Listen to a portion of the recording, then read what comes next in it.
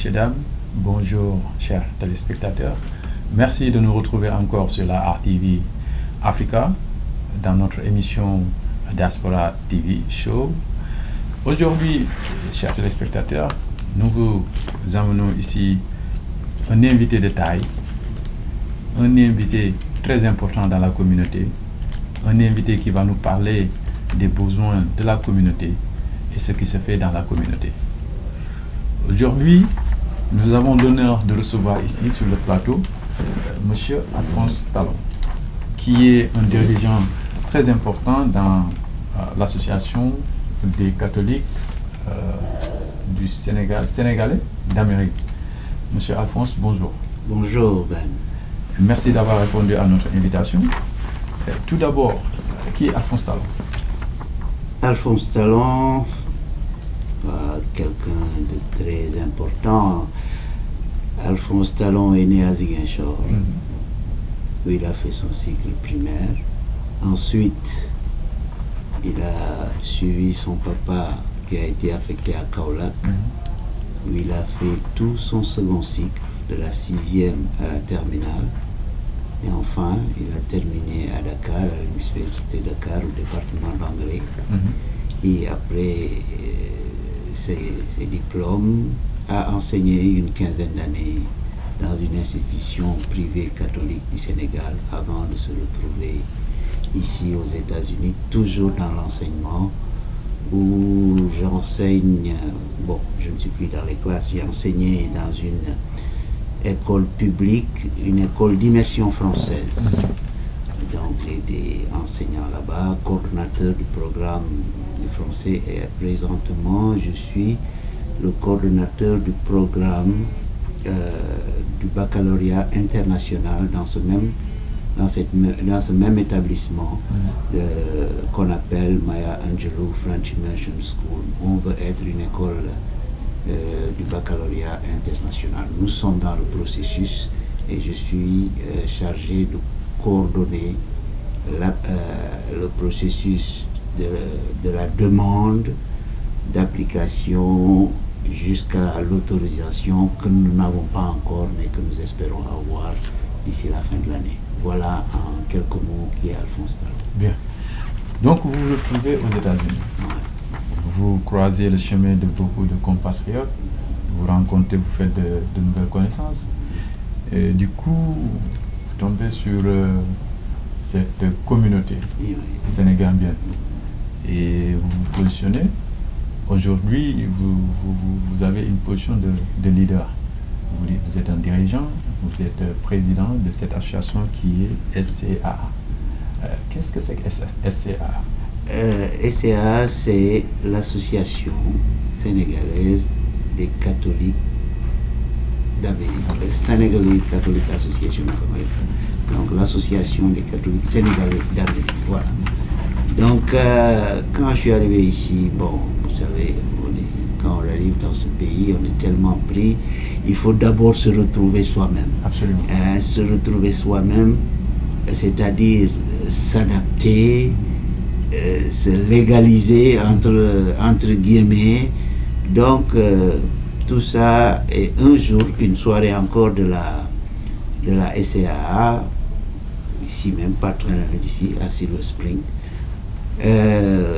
ils organisaient une soirée, et là, un des membres, Julien Faye, quand il m'a vu, il m'a dit oh, depuis quand tu es là? Je lui dis je viens d'arriver, etc. De fil en aiguille, il m'a dit ok. Donc après ça, j'ai oublié, et quelques mois après, il est venu me trouver là où je logeais. Il me dit viens, on a besoin. J'ai dit Julien, je viens de passer 15 ans dans une institution privée catholique. Quoique la religion, pour le moment, je vais prendre du recul, mais bon, comme on dit dans la religion catholique, les chemins du Seigneur sont impénétrables. Absolument. Il n'y a que lui qui sait là où il veut te diriger. Donc je suis allé de fil en aiguille, j'ai eu à occuper différents postes, différentes positions dans l'association jusqu'à, ça fait maintenant, ça c'est mon deuxième mandat de 2 ans qui va se terminer avec l'Assemblée Générale qu'on va tenir au mois de septembre, et je vais passer le flambeau, s'il plaît au bon Dieu, à une autre personne, pour ne pas dire à une autre équipe. On va revenir sur ça.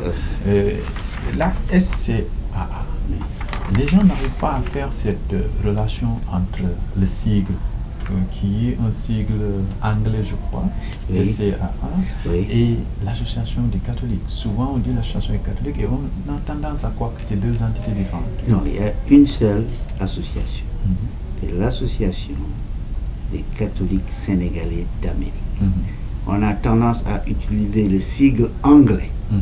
parce qu'au moment parce que nous sommes une 501c, Mhm. ok, au moment de soumettre Mhm.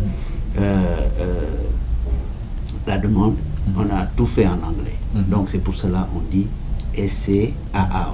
On a retenu l'acronyme anglais, mais l'association, c'est l'association des catholiques sénégalais d'Amérique. Et les gens, on a tendance à Oui, dire et c'est les vrai, catholiques, les ou l'association des catholiques. Non, c'est l'association des catholiques sénégalais d'Amérique. Ok. Il y a ça. Et c'est une de mes batailles pour que les gens utilisent le nom dans sa globalité. Pour que les gens, il y a la spécificité sénégalaise qui est dedans. Ouais. Donc finalement, c'est une fédération. Non, pas une fédération. Pas une fédération. L'adhésion est individuelle. Parce que je pense que quand tu parles de fédération, du moins mon entendement, tu parles d'entité. Or que ici, non, il y a une association. Okay. Et nous avons des districts. Okay. Dans l'organisation structurelle, comment nous sommes structurés, il y a une association, il y a un bureau fédéral. Maintenant, au niveau des États ou bien des hubs, si je peux utiliser le mot anglais, nous avons des districts. Par exemple, si je prends ici au niveau de la zone de Maryland, DC, Virginia, nous avons un district. Ok? Si tu vas au niveau de New York, qui coiffe la zone, la partie nord-est un peu des États-Unis, nous avons un district. C'est comme ça que nous sommes plus ou moins structurés. Mais toutes ces entités, tous ces districts ont un coordinateur. Un coordinateur qui chapeaute. Maintenant, avec le développement de l'association, au début, quand on était un nombre ou bien des districts restreints, il n'y avait pas de problème. Maintenant, l'association se développe. Le nombre s'agrandit. Maintenant, peut-être que nous devrions nous adapter à cette nouvelle situation-là. Mais la structure, elle est là.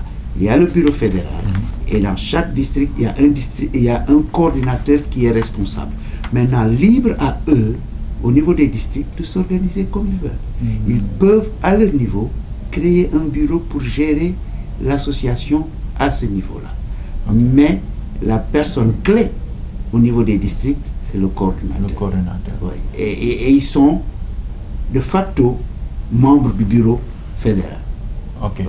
Donc c'est là où je crois qu'il y a un tout petit peu de confusion, parce qu'on parle de bureau fédéral, qui consiste à comme n'importe quel président, vice-président, etc., qui coordonne l'activité de tous les districts, en essayant d'impulser ce mouvement. Maintenant, dès que, par exemple, si je peux schématiser, s'il y a quelque chose, une action que nous voulons mener au Sénégal, c'est le bureau fédéral qui prend ça en charge. Ça peut être initié au niveau des districts, mais si ça va au Sénégal, c'est le bureau fédéral qui s'en charge.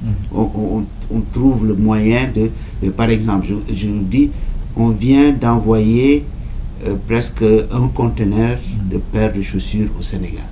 Ok?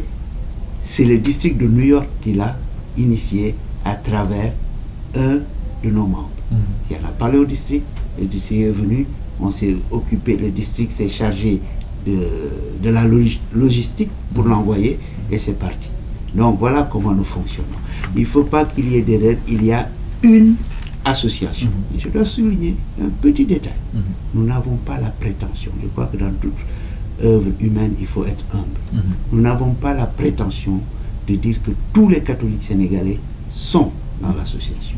Ceux qui se retrouvent dans nos textes, ceux qui se retrouvent dans nos façons de faire, l'adhésion est libre, elle est individuelle.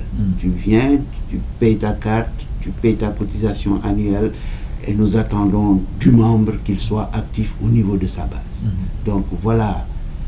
Mais en quelque sorte, les districts sont quelque chose qu'on peut appeler des sections, quoi. Appelle ça une section, appelle ça sous le terme que vous voulez, mais ce qu'il faut insister, il y a une seule SCA. Voilà. Okay. Parce que peut-être quelqu'un peut, bien d'autres peuvent dire peut-être qu'ils ont l'envie de... Donc il y a une seule SCA et les autres sont des districts. Avec un bureau fédéral. Avec un bureau fédéral dont le président ici, présentement ici, votre invité. Donc il y a le vice-président, le secrétaire général, les responsables de commission, le trésorier, etc., etc. Nous avons un bureau qui sont dans différents États. Absolument. Le président est là, le secrétaire général, le vice-président est à New York, etc. Et nous nous réunissons soit par conference call ou bien demain dimanche, les membres du bureau du district de Washington qui sont dans le DMV, vont à New York pour une réunion du bureau. Pour préparer nos instances, nos assises qui vont arriver au mois de septembre. Absolument. Est-ce qu'on peut savoir qui est le président, le coordinateur de Washington DC? Le coordinateur, nous avons une coordinatrice. C'est Emily Sek qui réside à Baltimore.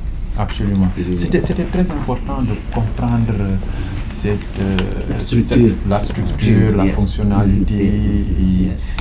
Et nous l'avons fait pour donner une certaine flexibilité aux districts. Parce que quoi qu'on dise, les membres sont dans les districts. C'est eux qui font l'association. Ce n'est pas le bureau fédéral. Absolument. Nous sommes ici pour coordonner et aider nous avons, c'est vrai, des dates fixes où nous appelons tous les membres, mais la majorité des activités se passent dans les districts.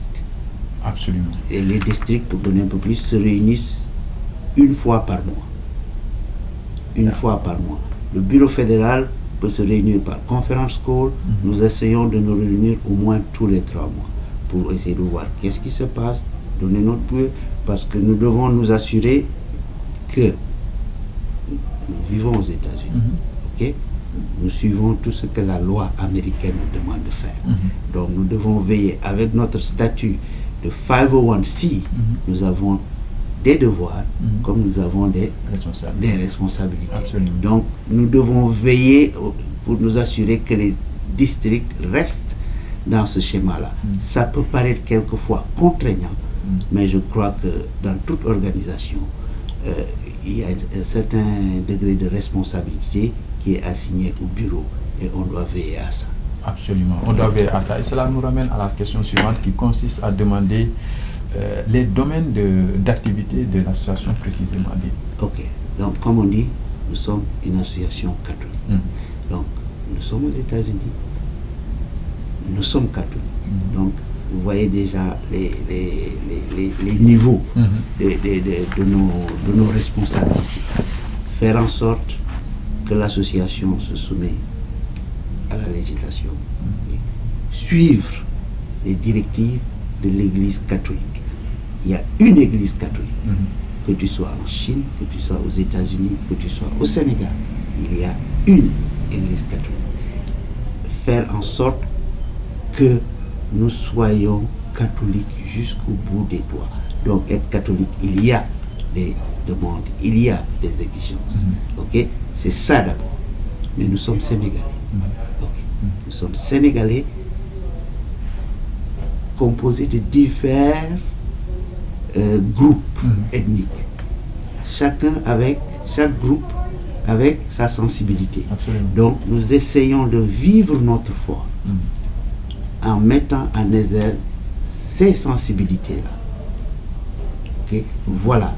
Créer cette relation émotionnelle, culturelle qui amène les gens vers l'association. Pouvoir vivre sa foi dans ce qu'il y a de plus intime en toi, c'est-à-dire ta culture, là où tu es né, comment tu as grandi. Les premiers moments de ta vie religieuse sont très importants dans la vie de l'individu. Et on essaye, voilà notre, la solidarité entre les membres, la solidarité entre les membres, nous aider autant que faire se peut, rester solidaire. Cela ne veut pas dire qu'il n'y aura pas des différences d'opinion, des différences de point de vue. Nous sommes des humains. Il n'y a que le bon Dieu qui est parfait. Il n'y a que le bon Dieu qui est parfait et nous sommes, et c'est ça, être solidaire, voilà l'objectif numéro 1. Être solidaire des uns et des autres et vivre notre foi du mieux que nous pouvons en terre américaine. Absolument, poser le pourquoi vivre ensemble, comment vivre ensemble, c'est tout à fait intéressant. Et on a tendance à se poser des questions sur les associations qui sont dans le secteur ou bien en terre étrangère, se soucient vraiment des problématiques de développement durable et social. Aujourd'hui, vous dirigez cette entité, ça fait maintenant plusieurs années.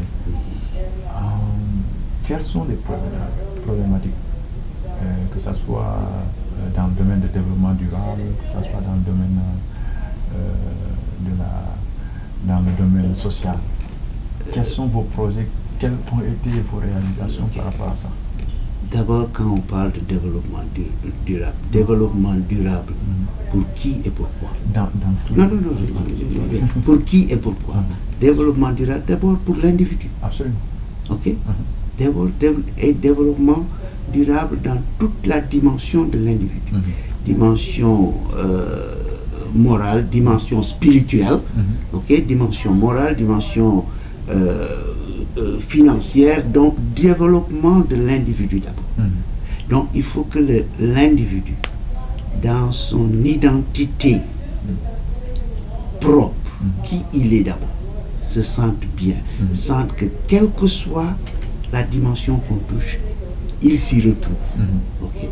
Donc une fois que cet individu-là, ce membre de la SCA, pense qu'on s'occupe de lui sur le plan spirituel, on s'occupe de lui sur le plan moral, on s'occupe de lui sur le plan financier autant que faire se peut. Okay? On connaît tous nos difficultés. En tout cas, il se sent accepté dans ce qu'il a ou dans ce qu'elle a de particulier. Donc une fois que ça, donc le développement durable devient vendable. On peut le vendre, on peut dire voilà ce que nous pouvons faire, voilà ce qu'il est. Et dans ce sens-là, amener les gens à adhérer, à venir aider pour que nous puissions aller vers ce développement. Parce que si l'individu ne se sent pas à l'aise dans ce qu'il est ou dans ce qu'elle est, je pense on a beau faire des discours sur le développement durable, blablabla, on ne va pas y arriver. Et donc nous, c'est ça d'abord, que la personne, le sursaut individuel, voilà, que la personne, parce que nous tous, nous voulons appartenir, nous sommes des êtres, surtout nous qui venons d'Afrique, nous sommes des êtres communautaires, nous appartenons à quelque chose, nous venons d'une zone géographique, nous venons d'une religion, nous venons d'un groupe ethnique, donc nous appartenons à eux. Et ce sens d'appartenance-là, si c'est bien compris, assimilé et favorisé, etc., je crois que l'individu qui a tout ça, qui a cette richesse-là, parce que ce sont des richesses, serait prêt à faire ce pas-là vers ce développement durable. Et le développement durable peut prendre toutes les formes. Je vous ai donné tout à l'heure un exemple où on a envoyé des paires de chaussures. Ces paires de chaussures ont atteint des villages. Quand on a eu l'écho, on nous a dit, les villageois sont tellement contents, ils se disent maintenant, ils peuvent aller dans les champs sans craindre. Ce n'est rien apparemment. Le développement, c'est là-bas. Okay? C'est là-bas que ça va se faire. Une forme de développement. Okay? Absolument. Et je vais un peu poser la question qui fâche. Souvent, je ne sais pas si ça fâche ou ça dérange. En tout cas, c'est une question qui revient souvent quand j'ai des invités, surtout quand il s'agit des associations, et comment ils fonctionnent, comment ils se débrouillent pour avoir un fonds de roulement, fonds financier. Donc, souvent, ils ont recours à ce qu'on appelle le membership, ce qui est en français les cotisations annuelles ou mensuelles. Vous venez juste de dire que l'association des catholiques, on est sénégalais, on est catholique, et certainement on appartient à d'autres entités plus restreintes. Et comment vous définissez le titre de membre? Je crois qu'il y a une cotisation annuelle. Oui. Est-ce que aussi c'est pas une lourdeur quand on se trouve à avoir 4 à 5 cotisations annuelles à faire dépendant des entités? Et qu'est-ce que vous faites pour aujourd'hui alléger cette lourdeur de charges financières par rapport aux membres pour qu'ils puissent plus s'imprégner par rapport aux avantages qu'ils ont dans l'association? D'abord, est membre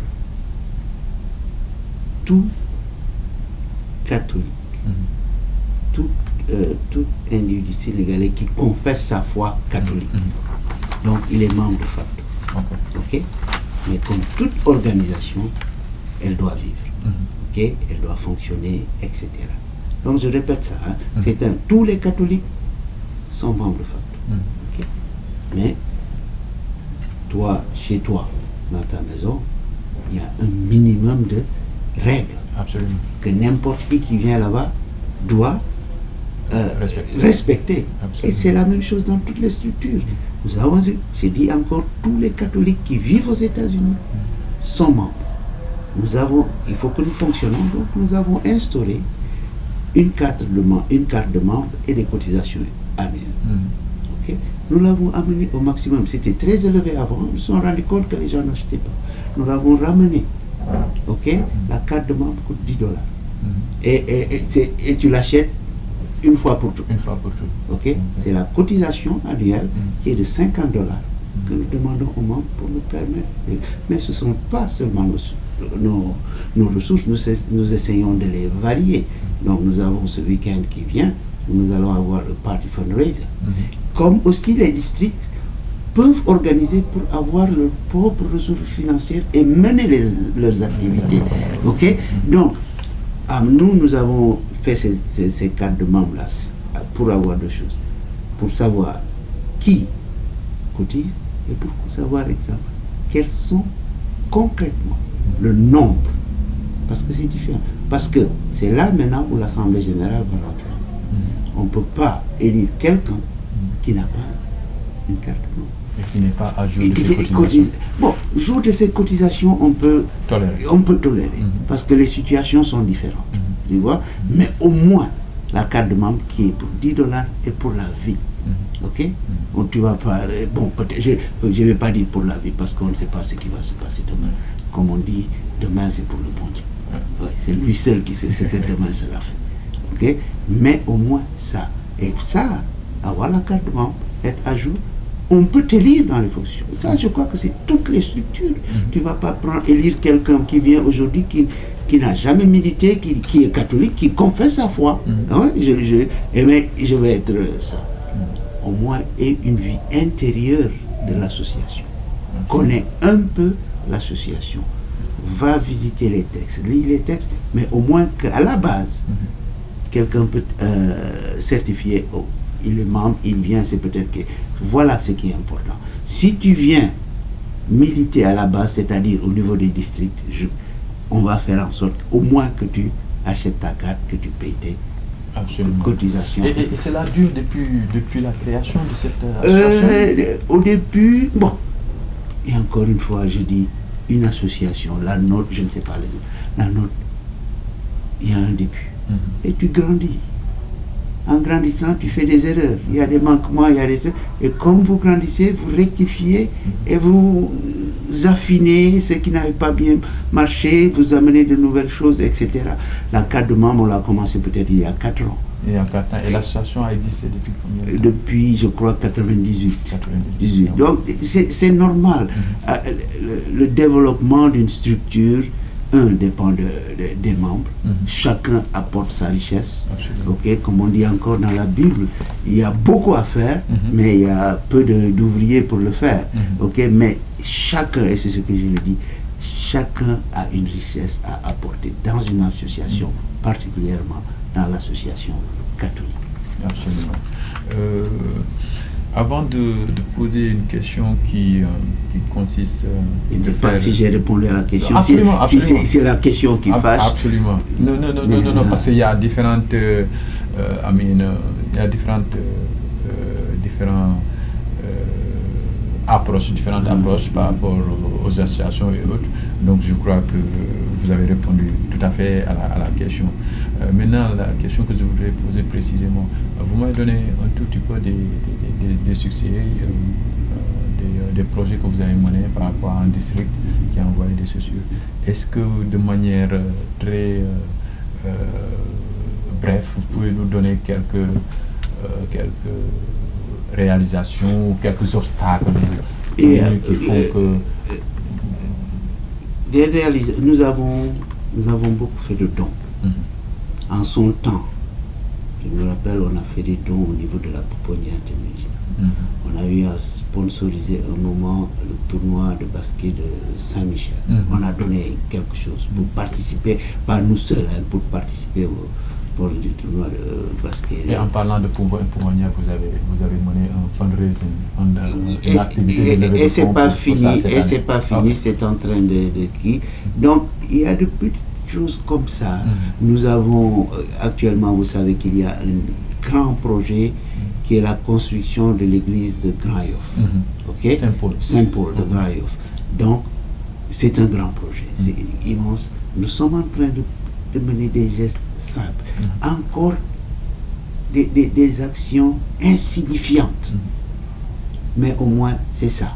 Nous sommes en train de le faire doucement. Mais moi, comme vous avez dit, des difficultés. Les difficultés, c'est de poser les fondements, les structures qui feront que n'importe quel bureau, n'importe quel membre qui viendrait après pourrait construire sur ça. C'est ça mon objectif. Revamper notre website pour le rendre plus attractif et plus attrayant, pour que les gens aient envie de le visiter de façon régulière. Je vous ai parlé des cartes de membres. On sera à X, si je dis combien sommes-nous? Et quand je dis sommes-nous, je ne dis pas les catholiques dans eux, je ne connais pas, mais au moins ceux qui ont acheté la carte de membre. Ils peuvent me dire tel nombre. Et on a au moins quelques coordonnées pour contacter pour des actions futures. Donc voilà comment je veux que l'association ait des fondements solides pour qu'on puisse construire dessus. Et maintenant, quand tout ça se met en place, les actions, la prochaine étape, c'est voilà ce qu'on veut réaliser ici au Sénégal. Donnons-nous, créons les moyens, voilà les actions qu'on va poser et à telle date on doit pouvoir ça. Parce que maintenant, tout ce qui est infrastructure, si je puis m'exprimer ici, serait déjà en place. Par exemple, je prends l'exemple, le website. Une association qui actuellement ici, qui n'a pas un website, même si tu veux faire une demande au niveau des autorités américaines, la première question, est-ce que vous avez un website pour aller visiter, pour voir qu'est-ce que vous faites concrètement, parce que le website va être un miroir de vos différentes activités. Vous allez le poster là-bas, les gens vont visiter, etc. Etc. Oh, ils ont fait ça. Ici, c'est le système américain. L'Américain, avant qu'il te donne quelque chose, montre-lui ce que tu as fait et ce que tu veux faire. Absolument. Okay? Absolument. Et vos relations par rapport aux autres entités, aux autres associations, l'association des Casamance, Fondation des Mourides, Fondation des Tidjanes, etc., Team Sénégal, et j'en passe. Quelle est vos relations par rapport à ces entités qui ont en commun le Sénégal, leur africanité? Et aussi, on parle de collectif, des associations du DMV. Quel est votre rôle, le rôle que vous jouez dans le DMV et le rôle que vous jouez précisément dans ce collectif? Ok, bon. nous sommes ouverts. Nous sommes ouverts à une collaboration franche avec toutes les entités. On s'est rencontrés dans différents cadres et avec toutes les entités que tu viens de citer et on a travaillé. Et je peux témoigner sur le plan des activités fundraising. Ok, je vais être très clair. Nous avons travaillé avec les associations qui se sont lancées dans cette perspective-là de fundraising. Nous avons organisé avec les Casamançais, nous avons organisé avec Team Sénégal, nous avons organisé avec les employés de la Banque mondiale et du Fonds. Ok, ça vous donne une idée de notre ouverture. Absolument. C'est vrai avec certaines entités et c'est lié à leur entité et aux activités qu'ils mènent. Ok, donc si on nous appelle, on vient. Ok, la collaboration chez nous, il n'y a pas peut-être même ce que je pourrais demander, qu'on y mette une certaine forme. Ok, qu'on y mette une certaine forme. La collaboration, il n'y a pas de problème. Nous sommes ouverts. Maintenant, parlant du collectif, et peut-être prendre une minute pour nous incliner devant la mémoire de Malick Diagne. Parce que quoi qu'on dise, il a été la cheville ouvrière de ce collectif. Ok, il a pris son téléphone, il a pris son temps et aussi peut-être remerciez-vous Ben. Et comme je disais lors de la radio, de l'émission de la radio, je sais les difficultés que vous avez eues pour mettre tout ce monde-là autour de la table. Ok, donc il y a, comme je le dis, ce petit commun dénominateur qui est Sénégal, qui nous lie, quelles que soient nos identités particulières. Donc, nous devons être en mesure de trouver des choses qui nous permettent de fonctionner. Maintenant, quelle est la forme de cette coopération? Quelle est la structure qu'on mettrait en place pour nous permettre de nous retrouver? Ça, c'est ouvert à discussion. Absolument. Ça, c'est ouvert à discussion. Chacun vient. Enrichissons-nous de nos différences. Absolument. Mais nous avons une identité commune. Absolument. Okay. Absolument. Et puis, ça me donne l'occasion de remercier tous les dirigeants associatifs et les guides religieux qui se trouvent au niveau du DMV, qui font un travail exceptionnel en ce qui concerne la solidarité et la réunification de toute la communauté sénégalienne. Donc il y a un embrasement entre les entités qui est vraiment quelque chose à saluer, et je sais que les présidents d'associations sont en train de faire un travail exceptionnel dans ce cadre, et un travail qui continue, parce qu'on n'arrive pas parfois à faire la différence. Alphonse Talon et l'association des catholiques et l'association Team Sénégal ou autres. Donc pourquoi? Parce que, comme tu le dis, il y a une entité qu'on partage et puis qui nous fait rentrer dans un cadre plus vaste et solidaire. Alphonse, nous arrivons à terme de cette interview, de cette rencontre. Je ne vais pas finir cette interview sans pour autant vous demander votre bilan personnel, si vous aviez à le faire avant de parler des renouvellements des instances qui sont pour demain. Et peut-être que maintenant je vais enfreindre à ma règle de début, dire que je ne vais pas parler Wolof, ça vous nous faut bon. Okay? Absolument. Donc je ne vais pas être là à dire voilà mes réalisations et non. Je laisse ça à d'autres. Je laisse le soin à d'autres. Vous pouvez nous dire quelque chose que vous avez envie de faire quand vous avez pris cette association et vous y êtes arrivé, ou quelque chose que vous avez tenu à faire mais le temps ne vous l'a pas permis. Dites-nous un petit peu. Parce que tout est en processus, tout est en cours. Comme j'ai dit, pour moi, ce sont les fondements. Et je vois tout ça a été initié. Donc vous avez atteint votre objectif.